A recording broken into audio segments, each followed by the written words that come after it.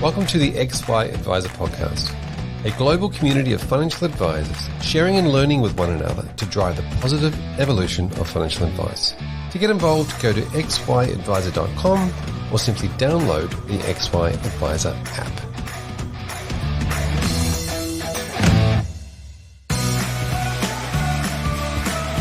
This series is brought to you by PIMCO, one of the world's leading fixed income managers. For 50 years, PIMCO has been dedicated to helping millions of investors pursue their objectives regardless of shifting market conditions. At PIMCO, ESG investing is an essential part of their commitment to delivering on their clients' objectives, while at the same time supporting long-term sustainable economic growth globally.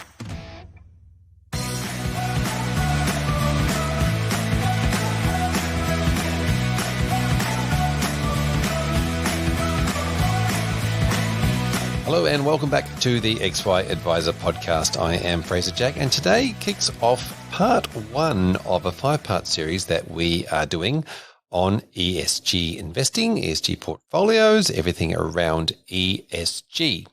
Now, in this particular episode, the first one, we will kick off with a conversation around demand and dynamics. In the second episode, we'll be talking about the advisor's approach. Everything to do with conversations that you might be having with your clients, but how you should approach this from an advice point of view. In the third episode, we're going to cover off on the impact style or social change areas within ESG and understanding how they all work and some of the helpful tips and hints that you might want to pick up along the way. In the fourth episode of this series, we're going to be talking about climate change.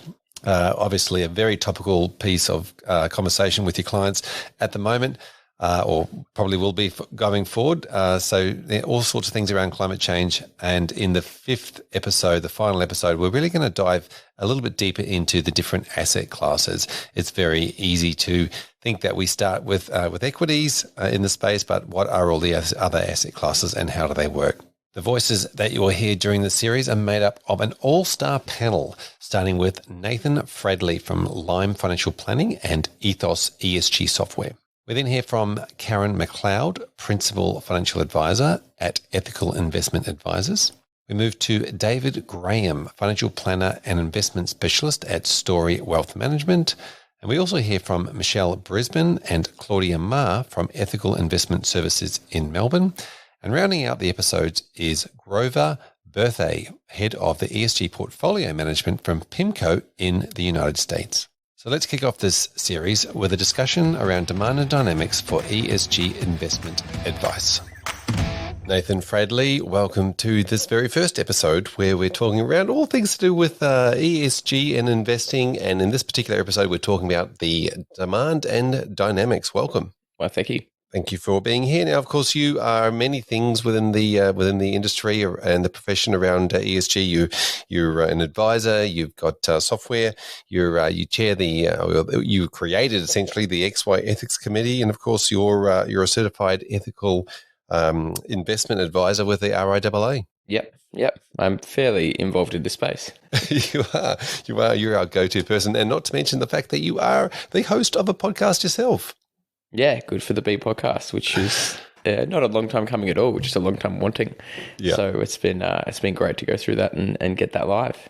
Brilliant. Now, thank you for coming on. Now, we're talking about demand and dynamics in this episode because you're obviously seeing a lot of demand in the space. Yeah, I think obviously with my, marketing and branding and everything, a lot of people come to me wanting ethical investment advice, but just as many, if not more people, don't know that it exists. And when you start having that conversation, I think it really opens up opportunity and possibility. And I'd say the more of the clients I've worked with haven't come to me for it and have been really happy with that outcome as well. Yeah, okay. So this is really interesting. So there's people that want it, and then there's people that don't know they want it, but then they want it when they say no about it. Is that what you were saying? Yeah, absolutely. So obviously with marketing and what have you, they'll come to me and say, we're looking for an ethical portfolio, or they'll look for a financial advisor, see on my website that I do work in this space, and it'll come up. But I think for most of the clients that I work with, as you go through the financial planning process and you start talking preferences and priorities of products and approaches to investing and risk profiling, you start chatting about what they want to see with their money. And the point of, I didn't know we could do that, always comes up. I'm yet to have a no from talking to people about it. Varied levels of engagement. Often price is a driver of that, not so much performance because it's not an issue, but a high impact portfolio has a higher ICR in general. So we might wind back some of the more impact oriented investments and chase a slightly lower fee approach. But yeah, I'm finding that clients of all ages, particularly most of my retiree clients, which is most of my work, is are really engaged with it, and for different reasons. Yeah, so I'm going to get into the demographics in a second because I'm interested to know what different demographics think or feel about this particular style of investing. But before we do that, do you think that because you're also passionate about this field that might that just comes through and influence the clients, the potential clients, into also wanting to be passionate about it? I think there's definitely an advantage in having a huge excitement around that. No different to if a particular advisor is great at property advice or share advice, and because that's their expertise, it would create a sense of confidence from the client's perspective, a sense of trust to say, well, this person knows what they're doing here. They're a professional and they're clearly very knowledgeable at this. So I'm more inclined to go down that path. And I absolutely acknowledge that if I was sort of fumbling my way through the conversation, I imagine it might not go that way as often. It's also, I think, a pure belief from my perspective that, my darkest green portfolio outperforms any other portfolio I've seen so far. So be able to have that conversation with them and show it to them and have clients that are already in that space and talk them through that like any other advice. You give confidence through social proof. So I have other clients that have done this, but we've managed to get them the fees like this, or, yep, this is the impacts it can have, and this is the outcomes. And through that conversation, you explain, I've got clients that want their kids to be, one client who wants their kids to be proud of his portfolio. They're both really into sustainability. I've got other ones that want to leave a better world. I've got other ones that always wish they could do something like this. Whether there's political views and personal views and health and fitness views, and everyone has different causes that they care about. But I think the interesting thing about the ESG space is everyone cares about something, no matter where they are on the political spectrum, no matter where they are on the age spectrum. It's how much they care about that versus the other factors of the product drive the advice.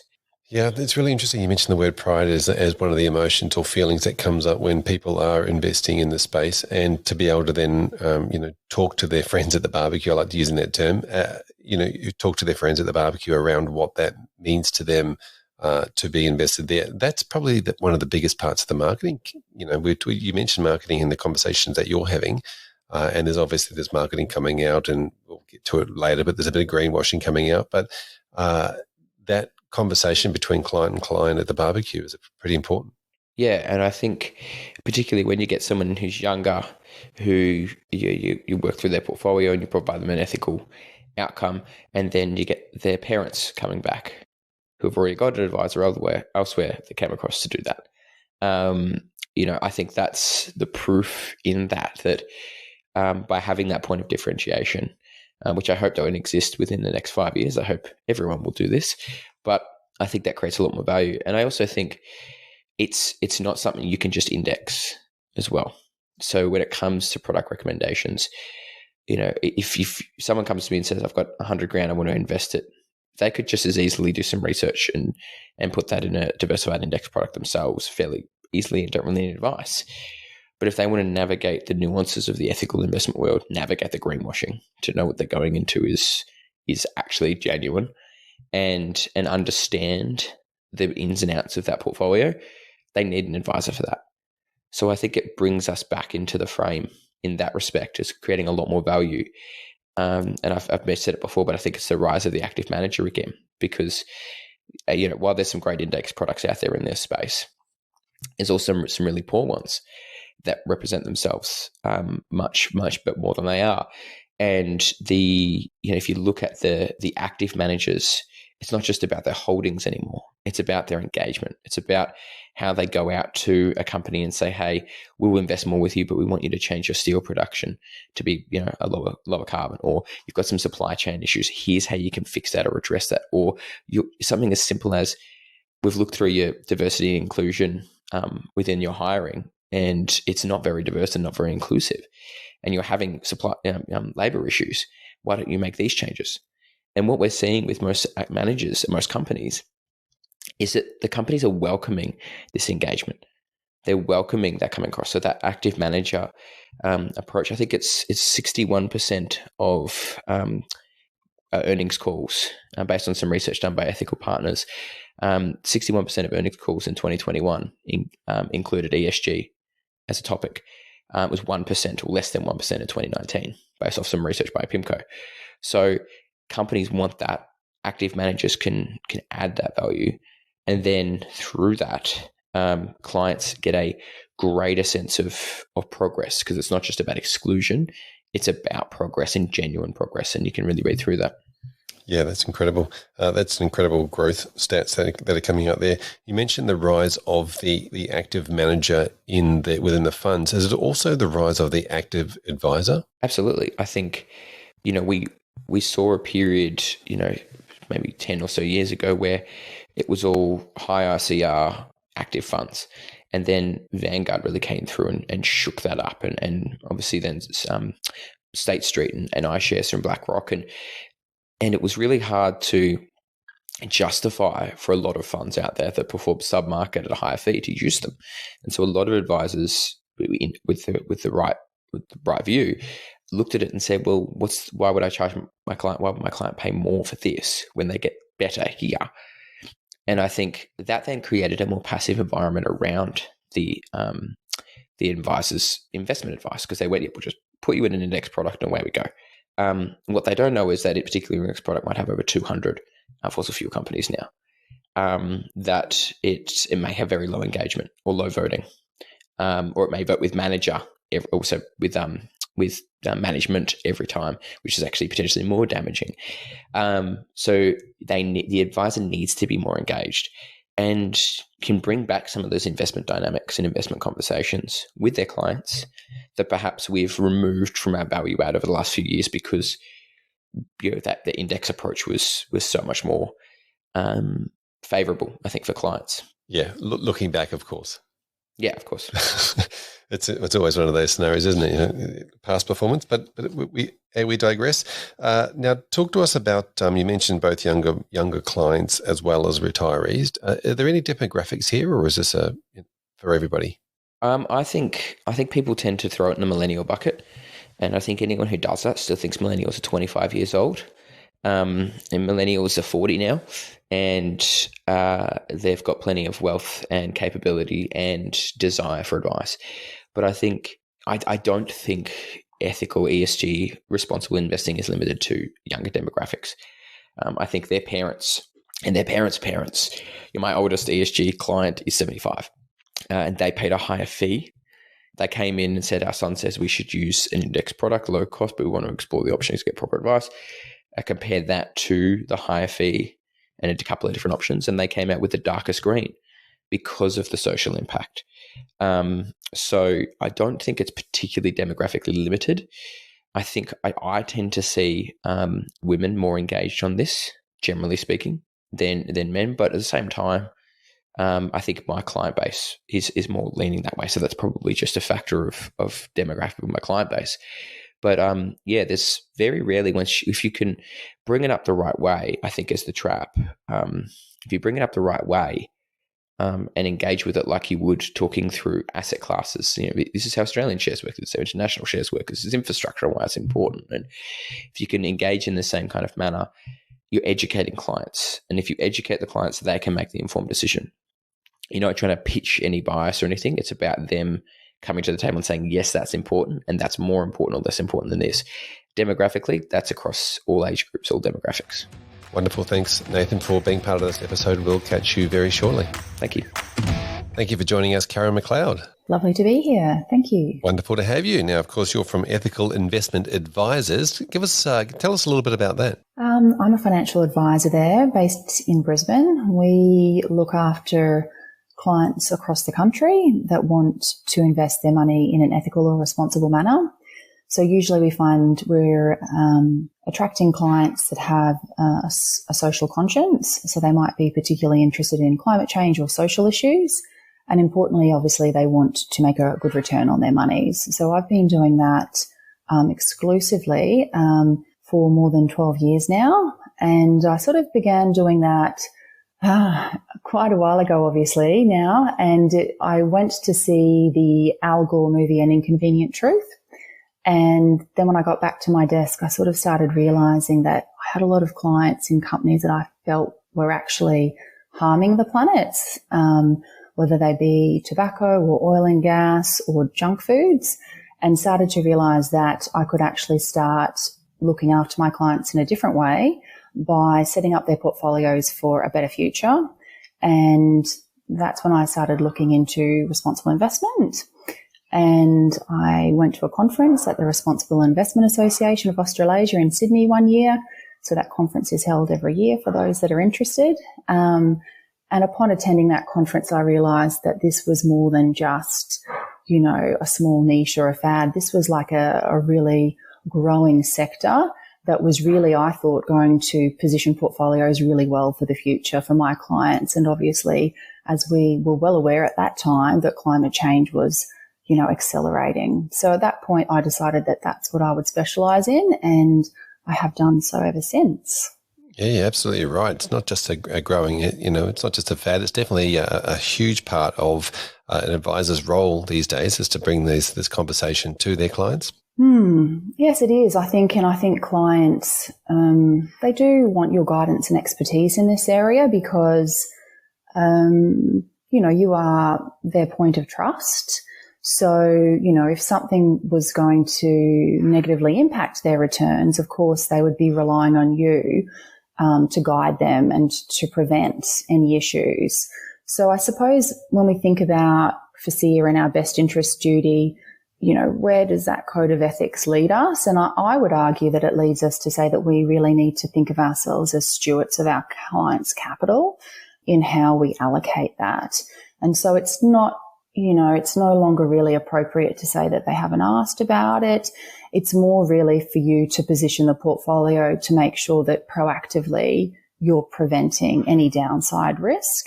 And I think also the upside of engaging on these topics is that you might find that they really do have some values-based ideas around where they'd prefer to make a return and how meaningfully they could invest their capital, because there's no shortage of investment products these days that they can look at. So you could really be that catalyst and also get a closer relationship to your client as they talk about their values. Yeah, values-based decision-making, as you just mentioned there, is really important for like you said, the client taking ownership in those decisions and the choices. It is, and it's also clients, we all have a day job, mostly the clients that we look after, or they have experience in being a global citizen. So they realize that, they don't want to contribute to things like water scarcity because they've traveled overseas, or they don't want to contribute to plastics in the oceans because they've swum in beaches in Bali that have been full of plastic. So when you think about it from a real life perspective, clients have eyes wide open on these topics, and they're just struggling with how they connect what they see as problems for the planet, with their money. And that's where you can be really such a powerful conduit in connecting their money and their capital with solutions. So that's really, I think, where you could view your role. And as I said before, I think there's increasing regulatory impacts really on advisors to understand what these risks are and what the opportunities are for their clients, both in terms of the code of ethics and then stewardship, as well as there's a lot of other really great bodies, like Australia's released their roadmap for sustainable finance last year. So as a sector, the Australian economy is looking at how we can innovate to basically ensure that our sustainable, our finance industry, I suppose, continues to be world leading and also more sustainable. So every country around the world pretty much has developed a roadmap. So it sort of aligns with what's happening with COP26. And there's increasing requirements, I suppose, on accountants as well to account for financial disclosures, account for nature in how they disclose. So it's important that you understand that I think it's something like half of the world's GDP is basically attributed to extracting items from nature.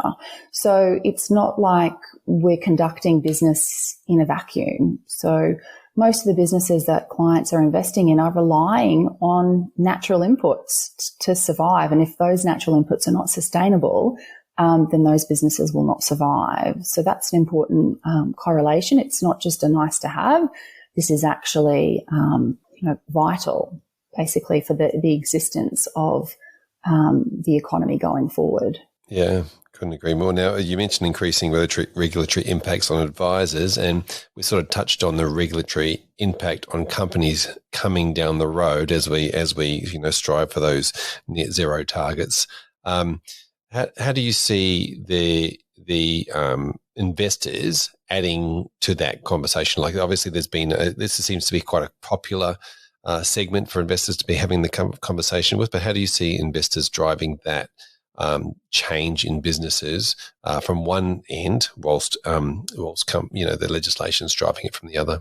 Yeah, sure. I mean, you only have to look at like hydrogen stocks. Like when the government announced that they were going to back hydrogen as a key pillar, they've all rallied. It's investors vote with their feet. So they will support sectors which they believe, like other key sectors that are receiving a lot of support at the moment, as you like listeners would probably nod and go, oh yeah, of course, is like electric vehicles, battery, lithium, mining, for example. Anything that's going towards basically setting us up for a more sustainable and low carbon future is being well supported by the market. So clients are pretty aware of that. So you need to sort of just keep in mind, well, what's contained in the portfolios that we're suggesting for them. If they've actually requested investments that are going to be either solving planetary issues or wanting to invest in opportunities such as electrification of everything, which is a key pillar for the Australian energy market operator, which is a government authority, for example, and clients want to support that. Well, what does that mean if they're owning a large company or a large bank that's still heavily financing fossil fuels? Like, is that positioning them well? Are they comfortable with that? Would they prefer to be in something that's maybe more aligned with the new regulations and the new government's view on where we're heading for 2050? Yep. So, yeah, there's more than just, I think, what the government themselves at a top level is announcing. Like I was mentioning before, the task force for financial related disclosures and nature related disclosures are, they're all part of the G7 finance ministers, and they've all endorsed these task force for nature related disclosures. So there's lots coming for corporates that they're having to juggle. I think as an advisor, you might not be aware behind the scenes of what corporates are having to do these days in order to explain to shareholders how they're positioning themselves as we race towards net zero. But it's quite important because there are definitely some market leaders and then others that are quite behind the eight ball or have a lot of work to do. But you're seeing quite big steps. Like I think BHP Billiton, they just sold another 2 coal mines last week. And then, of course, they've got just the one remaining. So even large traditional fossil fuel companies are really trying to transition themselves quickly at the moment. So yeah. Now, obviously, it's in the name of your business. You probably had a constant demand, but are you seeing a growth in that demand, supply and demand compensation with regards to more people wanting to explore this? Consumers? Yes, it definitely has been a growing trend. Never higher probably than just when the bushfires were occurring at the end of 2019 and the start of 2020. And I think that's been, beyond, our phone or our email inquiries, definitely across the board. a lot of sustainability specialists, both advisors and fund managers, have said they noticed, a real upswing then. And that came from people's heightened awareness that climate change is really here and now and impacting their day-to-day way of life. And how will that impact their money? And how can they position their portfolios so that when these large weather events occur, who will that impact? Wanting to minimise any risk and also to be a part of the solution more than anything. In terms of figures, I've got some here from Morningstar, and they estimated that there was a 21% increase to the second quarter of 2020 from the 30th of June 2019 in retail assets invested in sustainable investments. And that was up to $19.9 billion. And global money invested in ESG assets has soared to over US $100 trillion during the pandemic. So it's vital that advisors really listen to what investors are wanting and then skill up on how they can deliver it. The other quote that I'll take is from a consumer survey done in 2020 by the Responsible Investment Association of Australasia, which advisors are obviously welcome to join. And they found some staggering expectations and demands among Australian investors. So this is all random investors that they surveyed, not just my clients or equivalent, but a staggering 86% of Australians said in the survey that they believed it was important for their financial advisor to ask them about their interests and their values in relation to their investments. So like 1 in 8. 86% is a lot. And then even more critically, a further 86% expected their super or other investments to be invested responsibly and ethically. So there is definitely demand and certainly expectation from clients for their advisor to give them advice in this area. I think the thing that's most interesting, though, is what the clients were really wanting to focus on.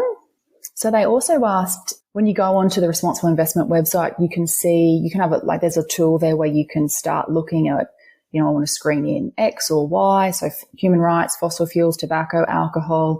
And the thing that most Australian investors wish to screen is not the thing that most fund managers are delivering. So in fact, the thing that most fund managers are delivering is like an exclusion on, for example, on tobacco, but most clients are actually well beyond that. They're actually looking at other topics now. And the topics were, they're really wanting to exclude fossil fuels, again, with that climate change issue in mind.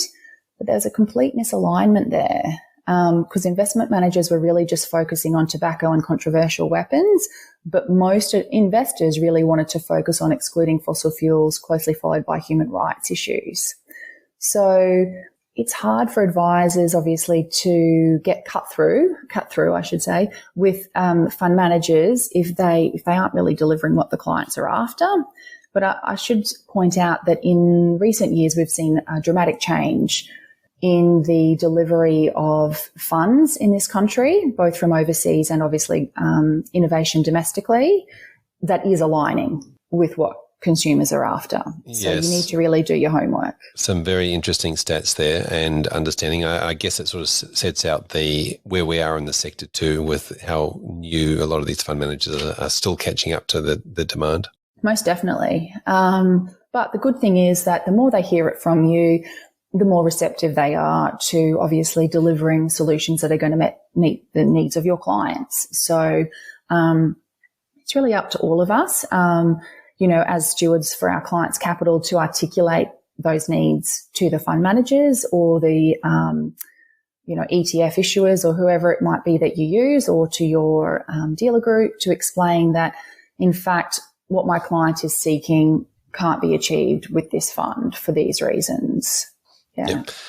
Karen, thanks so much for coming on this episode. Really appreciate it. We look forward to catching you in the next part of this series, which will be talking about the advisor's approach. My absolute pleasure. Thank you, Fraser. Thanks for joining us, David Graham. Thanks for having me, Fraser. Fantastic to have you along from Story Wealth Management. Do you want to give the listeners a quick overview of you at the moment? Sure. I'm one of the senior advisors in Story Wealth. There's 4 senior advisors, including my wife Anne, who actually runs the joint as well. We have a couple of associates and support staff. Anne started this business about 20 years ago in an accounting firm, and we took it out of the accounting firm and partnered up with some other people in about 2016, 2017, and been running our own show ever since. Wonderful. And you are the CIO of the business.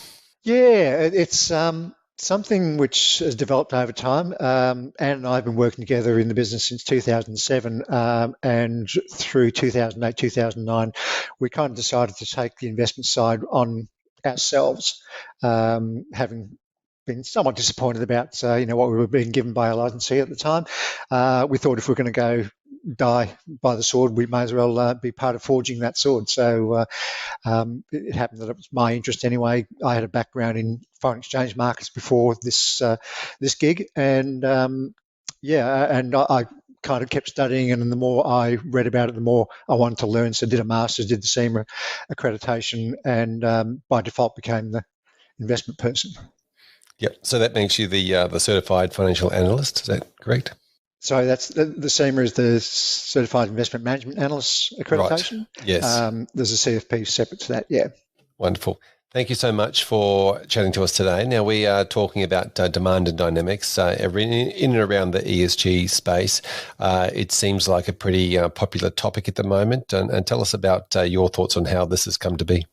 It is popular at the moment, and one thing that makes us wary in investment circles is anything that's fashionable or too popular. These things often, go up in smoke fairly quickly. So we've been very circumspect about this. Part of our investment philosophy from the start has been about quality investments. It's about getting clients through the bad times. Talking about, let's say, a stock like CBA during the GFC went down to $25, but rebounded, and the idea was to get people comfortable that they can stick with something which is a quality investment and not worry too much about the downside. So we know from research that people are twice as likely to panic in downturns rather than enjoy the upside. So we manage that downside. So the sustainability side of this was kind of a natural extension to that in, if you like, a risk management tool, saying, well, if we can, by definition, have a portfolio which is sustainable, and however you describe that, that's fits into that quality niche we were talking about, and that's behaviour management for clients during those inevitable downturns. Yeah, there's a really very interesting point about human behaviour and sustainability, and the sustainability of keeping keeping their clients accountable for keeping their policies, keeping their portfolios intact. A huge part of what an advisor does. Yeah, and it's always the hard part. I had a conversation this morning with a client, clearly out of the rebound from last year's downturn. Returns look pretty good. But I said to them, I don't want any credit for that, because you're going to kill me on the downside if you get me credit for this. So, we know that asset allocation is the main driver of returns, but getting people comfortable with that volatility means building in, I think, some airbags, like quality investments and like sustainability. And from our perspective, when we talk about sustainable investing, it comes down to a fairly simple soundbite, is that if it's not sustainable, what is it?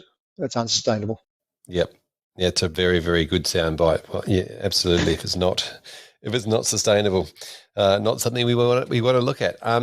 So how has the demand been from the clients or consumer point of view? I mean, obviously, there's one thing for you to bring this philosophy to the conversation, but what's the demand been from your point of view, from people coming in? So until relatively recently, I'm talking about the past 5 years, it's been pretty light on, actually, and I don't think people were that aware of it. We had a small group of clients who were always very aware, and out 5 years ago, we kind of struggled to build a complete portfolio for them that could meet all the criteria they had. I guess it's been, we've seen this upwelling of interest more generally just in the media, in financial markets generally. And we took a decision probably 2 years ago now to say, well, maybe this should be our default. So we've kind of gone the other way and said, instead of moving with the demand, saying, well, maybe this should be our starting point. And if you don't want sustainability for whatever reasons you have, then we'll go to plan B. But by setting it up as a default, again, as I was saying before, it fits into that narrative we've had about quality investments and moving into sustainability. So it becomes an argument about not why sustainable, but why not. Yeah, very, very interesting mindset shift, that, isn't it? Then when you're talking with the clients, the conversation just comes out in a different way. It does, and part of our ability to do that as well comes from the fact that we became self-licensed a couple of years ago as well. So we also had a broader ability to write our own narrative. Yep, a little bit more control over what you can do and what you can say. Yep, absolutely. So as this journey is taking place for you, how have the clients' attitudes or opinions changed over that time as you're changing the conversation slightly? It's a work in progress still. So a lot of our clients are relatively mature, if I can put it that way, and a lot of them have been with us for a long time and are very comfortable with where we are from a portfolio perspective. So this comes across as a relatively radical change to some of them, and so we're having the conversation and in parts easing them into it, again using that sustainability narrative as much as being about economic sustainability as saving the planet. So one or two clients have been skeptical, but it's really once we start them on this journey and we start embedding that principle, a very broad principle of sustainability, there's very little pushback. And occasionally, well, quite often actually, we're quite surprised clients say, why weren't you doing this before? Now, our main response to that is that we didn't have the capacity to build a full portfolio because we didn't have the components to put together in a what we think is a diversified portfolio as with a standard portfolio. So it's really interesting how that conversation gets some momentum once you stick the pin in a little bit. Yeah, exactly. And I think there's that, supply and demand dynamics as well at play where, the more people that are interested now as everything grows, there's going to be more things available, and therefore you're able to, look. It's not just one or two, narrow market. You've actually got a full market to choose from. Yeah, indeed. And part of that as well has been the research space has certainly opened up in this area as well. So again, whether it's push from fund managers or pull from client demand, the researchers have kind of got on board and started doing specific research about sustainability of a particular investment, and I guess encouraged managers to put their flag in the sand as well about where they stand on that spectrum. So it's been quite interesting, and the momentum behind it over the past 12 months has been fairly staggering. So from our perspective, it feels like a structural change in both investment markets and economies more broadly. So when we go back to the question of, it becoming fashionable and clients being skeptical about, are you just kind of getting on the bandwagon? We do phrase it in a longer term. This is the world going forward rather than keep doing what we were doing before. Yes, it might be the bandwagon, but it's the only wagon. Tell me about demographics. Are there any particular demographics that are embracing, and on the other side of that, is there any demographics that you find it difficult to or don't want to get involved?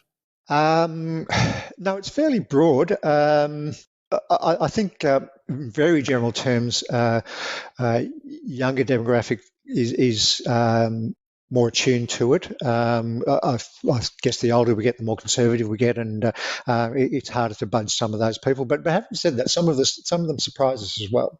It's always interesting, isn't it? There's always something in a conversation that piques somebody's value chain, and whether it's the world that they're leaving behind for their grandkids or whatever it might be.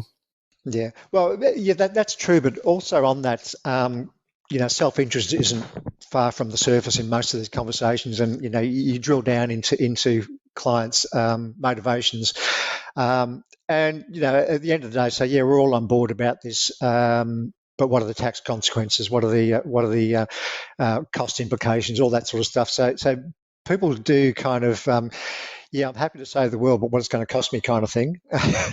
Everyone seems to have a threshold where they kind of start to get a bit nervous. Yeah. David, thanks so much for catching up in this particular episode. I look forward to continuing the conversation with you about that exact thing when we talk about the advisor's approach in the next episode. Thank you. Thank you, and welcome to this episode, Michelle and Claudia. Hi, Fraser. It's great to be here. It's wonderful to have you both here on this particular episode, or on all the episodes, actually. Michelle, do you want to do a quick intro? Sure. So my name is Michelle Brisbane. I am the CEO at Ethical Investment Services. We're a financial planning practice based in Melbourne, but we have clients all over Australia. I've been here for 22 years in this specialist space, and the actual business has been running since the late 80s, which sounds like eons ago now. But we've been in the ethical space all this time, even before ethical investments were sexy. So we've seen a huge growth in the demand and the understanding and appreciation of ethical investments in the last few years. We used to be a little bit like the unusual people in the finance industry, but now we are the sexy people. And I've got Claudia here. Claudia? Hi, I'm Claudia. So I've been with Ethical Investments for over 7 years, and I help head up the investment committee where we discuss the stocks and investment selection funds together with the advisors. Yeah, thank you both for joining us. Now, wonderful business. Claudia, of course, you're an analyst. You work mostly in the investment space. And Michelle, you're one of 4 advisors in that business. And I love the way that you mentioned that fact that, you're around before it was sexy and now it's all, it's a hot topic. Where did you get that foresight? Well, it was started originally really by a couple of people. Sid Spindler, who was a Democrats operator, and he had a partner, George Buttman. They started it, but then they went more into the politics side in the early 90s. And then the real driver was Janice Carpenter originally in the 90s. So she built it up, and they always had the ethical philosophy. And then I joined in 1999. So I've been here from last century, let's say, and I've just seen it grow massively. It continues to grow, and we're constantly inundated with new queries, new clients, and it's a great space to be in. Yeah, wonderful. And before we get into the dynamics around the demand and the dynamics, what drew you to the business in the first place? I answered an ad after I'd finished my business degree, which was my second degree, and it was a boutique financial planning operation. I didn't really know what that was because I was new into finance then, but I liked the word boutique. So I came here and really quickly realised that this is a great business, a great space to be in. And personally, my philosophy, I suppose I'm a bit of an environmentalist, so the type of operations here in business aligned with my philosophies. Yep. Now, the name says it all. The name of the business is a fairly good indicator that for clients as they're looking to seek financial advice, or they're coming in, or they've been referred. The name of the business, Ethical Investment Services, sort of lets the client know that this is the type of investing philosophy you have. Tell us about those, the demand and dynamics around the business. As you mentioned, it's been going a long time, and obviously it wasn't popular. There might have been some myths around returns that we can debunk later, but tell us about how that sort of changed over time and what it's like at the moment. Well, I think originally back in the early days, people used to come and there weren't necessarily enough investment options to cover their whole ethical thing. So we used to have a bit of a mix of mainstream and some ethical funds just to get the whole investment mix correct. But these days, there are plenty of ethical options available, and the clients come here expecting that they will get an ethical investment solution for their portfolios. So that's what they want. That's what they come here, and they would be shocked if we didn't provide that. Yeah, as you mentioned, a lot more opportunities now. And Claudia, I guess this is where you've come into the fray of things. I've been able to help build out that extensive knowledge or that extensive, supply of different opportunities? Yes. It's evolving very quickly, over the last few years. So we're constantly keeping up to see what result is coming out of the market, be it from the engineering product engineers or product developers or the companies itself. Yep.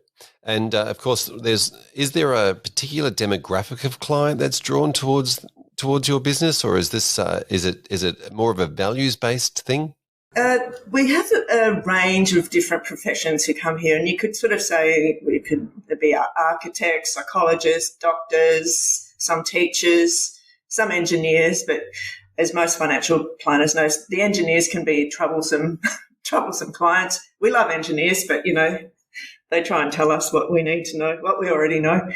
Yeah, so it's really a broad range of professions, and the clients that come to us generally are pretty sticky. So because we have that values discussion with them and we're aligned in various ways, they generally hang around unless, they buy a house or something. Yeah, fair enough. And just how do you approach that values conversation? What's sort of your methodology when it comes to, having that conversation with the client? Well, it's part of the initial client meeting. So we do a fairly comprehensive ethical profile with them. So we have a discussion about the sort of things that they want to either avoid or support with their investment money. And then they really rely and trust us to provide that solution for them. And that's where Claudia comes in with the type of investments that we know that the clients will like. Yep. And is the demand for your business from people hearing or reading about you, some of the stuff that you're doing, outwardly focused, obviously with the conversations or marketing you might be doing, or is it coming from existing clients? How are you finding a lot of people are actually approaching your business? Well, I mean, we're fairly well established. We've been operating for a long time now, so there is quite a bit of word of mouth, and our reputation in the area is very good, I have to say. And but we also do advertise, and we advertise in areas that are aligned with the sort of things that our clients are interested in, and that might be like a conservation magazine or an organic gardener magazine, or even Triple R. We advertise on Triple R, and the old hippies that have grown up, same time as me, that they listen to Triple R, and they're really aligned with us, it seems. You've managed to find your old hippie crew. That's right. Surely it's not just for old hippies, though, is it? No. It's very serious professionals. No. We have, like I said before, a lot of. Well, those old hippies have become serious professionals, it seems now. Yeah, it's an interesting demographic, isn't it? Even the X generation, well, the old XY generation, but the X generation are all now, of an age where they've starting to gather some serious assets. Yes, exactly. No, our clients are very interesting, largely. I find them all very interesting, which is great because you meet people that you wouldn't necessarily meet in your day-to-day life, and, they're very intelligent people, and that's why they come to us. Yeah, and it feels to me like there's a bit of a supply and demand equation that's overlying this. The more clients that can be interested or the more consumers that take note. Obviously, when we're recording this, we're in the midst of a conversation around net was it net 2050? Net zero. So net zero 2050. But look, that's obviously a reasonably, a topic that's bringing more investors, I guess, towards this type of investment. And I guess the more advisors providing advice in the space, the more investors looking to invest. Claudia, the more options that are available, or the more that dynamic puts a demand on the opportunities that are available. Yes, Fraser. So there's been, I think, the type of products that's coming onto market, we're seeing more thematic focus as well. Not just ethically, not just a broad theme, but we're also seeing some with concentrated themes, be it a social impact, a climate impact, quite targeted. We've also seen, for example, impact bonds come onto market. They are probably more for wholesale investors, and the government has adopted that from, which originally started in the UK. That program has been adopted in Australia. We've seen these bonds used to invest in targeted areas such as disadvantaged children, or the elderly, or the homelessness, or children that has been displaced and are in the interim of entering adulthood. These programs are they're ingenious, a really good way to fund. So across the spectrum, we are seeing even the level of what we capture as ethical. They're all coming onto market, and I think I think we're only going to get better from here. Ladies, thank you so much for being part of this episode. We look forward to catching you in the next episode when we're talking about the advisor's approach. Okay, that's been great, Fraser. Thanks, Fraser. Welcome to the conversation, Grover Burthey. Hi, nice to see you, Fraser. Now, I recognise that your accent is a little bit different to mine. Let's have a chat about whereabouts are you from, and tell us about what your position is at the moment. Sure. I'm happy to be joining you today from Southern California, Newport Beach to be specific. I'm at our headquarters here for PIMCO. We are fortunate to be in a lovely area. It's still phenomenal weather, but with that said, much shorter days now with past daylight savings time. Yes, we're the opposite when it comes to seasons. And tell us about your role at PIMCO. I'm a portfolio manager here at PIMCO. My specific role is head of ESG Portfolio Management. I've been at the firm since originally 2012 in a few different roles, including commercial real estate, securitized credit, and now lead our ESG integration and analysis team and work closely with the fund managers on our various ESG dedicated vehicles and strategies. Fantastic. Now, you are the perfect person to talk to on this particular topic that we're covering off on demand and dynamics for ESG in portfolios. What are you seeing in the US? Sure. Well, in the US, like many areas, various clients that we have and various counterparties or issuers that we engage with are at different parts of their ESG journey. But in aggregate, the trajectory is relatively uniform, which is there's more appetite, there's more demand for more information. There's more expectation in the marketplace for progress on areas both across environmental, social, and governance as well. Much of that is focused on climate, but here in the United States, we also see a significant amount of focus on social issues. And there's a desire for growth to move from a pure investment standpoint or pure shareholder standpoint, pure lender standpoint, to taking into account the needs and desires of the broader stakeholder base. And so we're seeing this manifest itself in strategies. We're seeing this manifest itself in the primary market for fixed income, and increasingly in the conversations we have with our various peers and clients. This is not just a US thing and an Australian thing. It's obviously global. There's a lot of stuff going on around the globe. You say increase and more. What sort of sizable increase are we seeing? Is this like I feel like we're in the compound interest calculations and we're heading up a steep curve? Well, there's sort of the distinction between how much capital is moving into the space versus how much discussions and how much focus there is on the space, and the latter is a leading indicator for the former. With regards to really the best barometer that we look at as an active fixed income manager would be ESG labeled bond issuance. That's eclipsed. Total outstanding stock of ESG labeled bonds has eclipsed $2 trillion this year. That broke through $1 trillion last year. That trend is likely to continue into next year, and it's a good proxy for the demand in the marketplace. Another way to frame that would be how much primary issuance is in some sort of ESG form or structure. And over the course of this year, we've seen that figure, depending on how you measure it, somewhere around 10 or 15% up from the mid to high single digits last year. And so you're seeing ESG products and structures also take an increasing amount of issuance market share. Yeah, that's crazy. And as this goes on over the next couple of years, what are you thinking that will be? You sort of mentioned up 10 or 15 from single digits. What are you predicting going forward? Well, it's difficult to project because there's two ways that it could play out. One would be ESG labels, whether that be in securities, whether that be in funds, continue to grow and take market share. But we think that'll be the trend for the next several years. But if you talk over the next 5 or 10 years, we can move to a standpoint where that actually becomes the market standard. And maybe some of these labels or some of these categorizations aren't as necessary because it becomes the market default. And there are pros and cons to both. For us as an investor, we certainly want to see, regardless of how you classify it, how you label it, right? We want to see there to be very broad integration across our investment process, across how we measure risks and diligence investment opportunities. And we want to also see progress on these issues with those who we engage with and those where we have dialogues. And the exact structure and sort of market approach which it takes hopefully becomes a little bit less important over time, as long as the outcomes are still in the right direction, which is more control over climate, more mindfulness over resource usage and utilization, and then more progress being made on social issues depending on the region or geography. They can vary, but generally speaking, more progress in those areas, and seeing that across various parts of the marketplace. Yeah.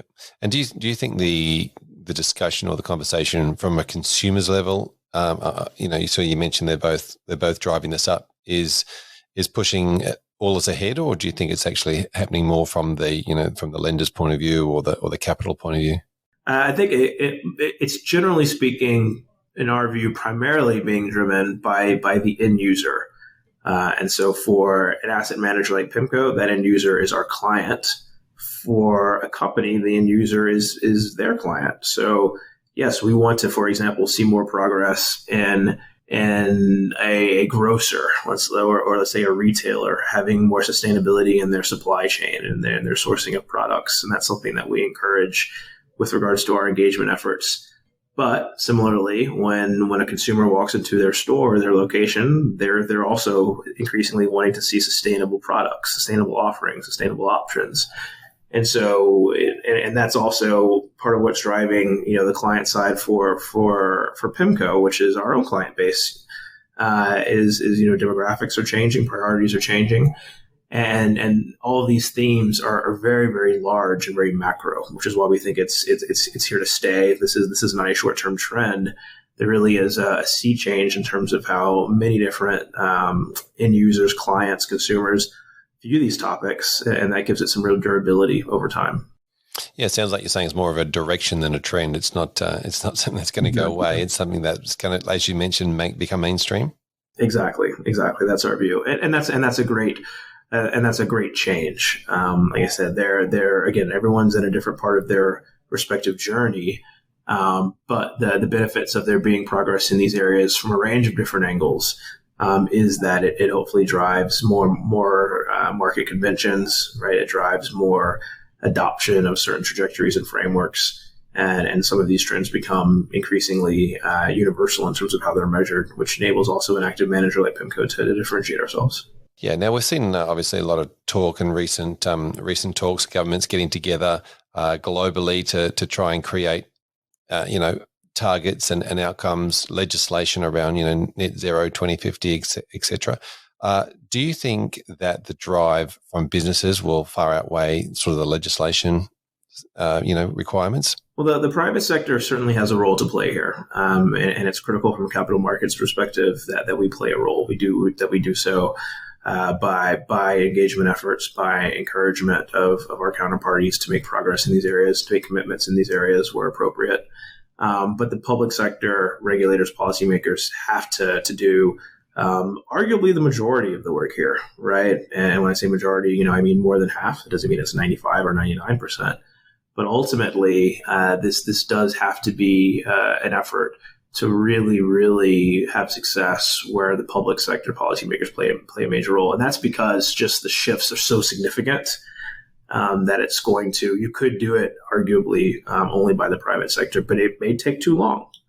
Coming out of COP26, there's a significant need that was acknowledged by much of the research leading up to that event, and then by much of the discussions during the event about what needs to happen over the next decade, not over the next 50 years. And in order for actions to take place over the next decade, there really does need to be regulatory and policy support and direction in those efforts. And the private sector can help that, can help drive innovation, can help ensure efficient allocation of capital, can help manage risks and identify where there's potential for obsolescence, for transition risk, for physical risk. protect capital on behalf of our clients as a fiduciary to manage these trends and these disruptions. But with regards to ultimately achieving some of these very specific goals, particularly with regards to climate, we think the public sector has to play a significant role. Yep, tremendous. Sounds like a team effort to be done there. But look, thanks so much for coming on this particular episode where we sort of covered off on demand and dynamics. I look forward to chatting to you when we hit the next episode when we start talking about the advisor's approach to ESG. Excellent. Thank you so much.